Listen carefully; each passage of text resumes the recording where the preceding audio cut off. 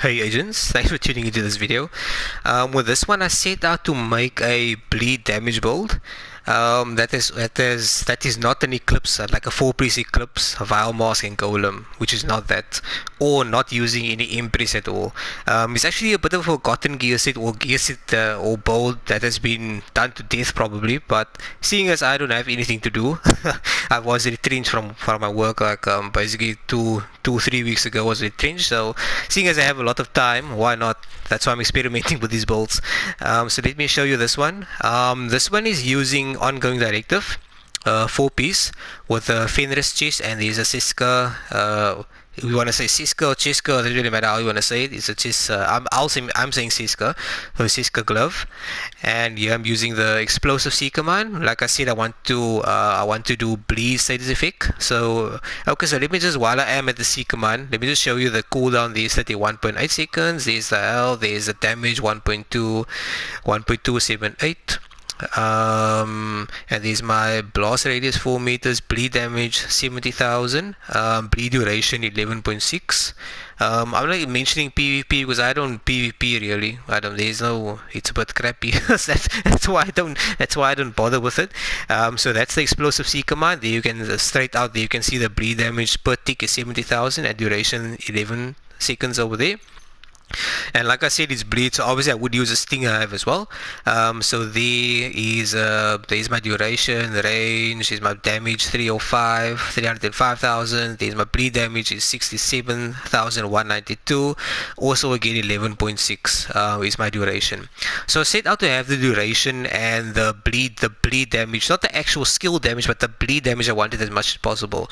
So this is not the only way to run this. I will show you afterwards, but the way I put it together is Ongoing Directive, because the 2-piece gives you status effect of 15%, 3rd-piece gives you reload speed, the 4-piece gives you rules of engagement. So killing a status affected enemy grants you hollow point ammo for your active weapon. The hollow point ammo amplifies your weapon damage by 20% and applies bleed on hit. So that's what the 4-piece does. That's why I chose the 4-piece. So they all roll with weapon damage. So I went for crit damage, crit chance, that combination. Second piece there, the holster. Once again, I went either, for me, the crit chance. Okay, crit chance. It should have been crit damage, but okay, it is what it is. So you need to play around with the crit damage and crit chance where you want to roll it. What works out the best for you? The knee pad as well. That's my 3rd piece. The 4th piece. So why am I using the backpack then? I'm using the backpack because of this trauma specialist. Again, the crit chance, crit damage. Because of trauma specialist, because it increases the duration of your bleed status effect by 50% and all bleed damage done by 100%. If I put the Anarchist cookbook in here, which is perfectly wicked, which you normally would expect I would run here, then I get weapon damage by for 27 seconds I get 18%.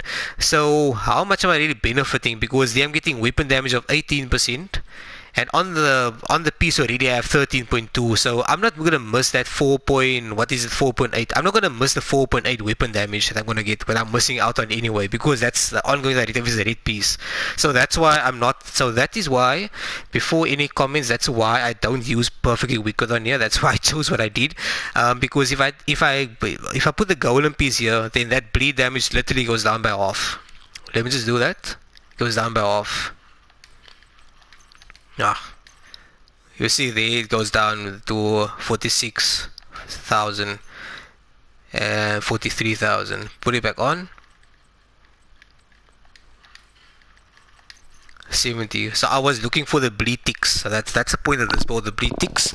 And I'm using the Siska because I was lacking a bit of crit chance. So they have crit chance there, crit damage. The Fenris I'm using again crit chance, crit damage. I wish that repair skill was crit chance, so I could put more crit damage in the slot, in the mod slot, but so be it. Why I'm using trauma, here's a bit of obvious choice here, because if I hit the enemy in the chest, I activate the bleed, so I get those ticks. I don't get that much of hitting them in the head, so that's why I don't aim for the head. On this game, I don't go for headshots really. That's why I'll never put out a marksman's build, because that's not my thing. I hate scoping in this in division. It narrows my field of vision too much. I don't like using it. So you can if you want to, but that's your choice. So it applies bleed.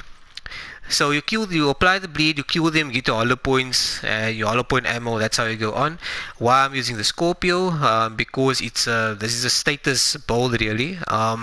This status effect that you get on the Scorpio, that you're applying on the Scorpio, is not affected at all by any of the status effects or stuff that you have on a build. If you have status effect on it, it's not affected by that at all. It's by how many pellets that you hit the enemy with. So the closer you are, the better for the Scorpio. I'm using the custom P416, base damage there 112.9, RPM 750, magazine 50, and shaders here is a bit of the obvious choice. Let me just go through the stats here. On the custom P416, there's a crit chance of 58% and a crit damage of 126.4. If I go through the Scorpio, it's 53% crit chance and crit damage 125, which is not bad. The Survivalist D50 is 48% crit chance and 116.4 crit damage. And why I'm running the Survivalist is because of that perfect shaders. You get 25% weapon damage to bleeding enemies. So if I'm stuck using Pistolero or don't have any ammo, at least I can get some damage there out of the perfect shaders if I'm stuck only using my sidearm. So this is not the perfect way to run this. You can make another build like the other one. I'm not sure now when I'm going to put it out, but I recorded it already. The alternative to this is actually this build.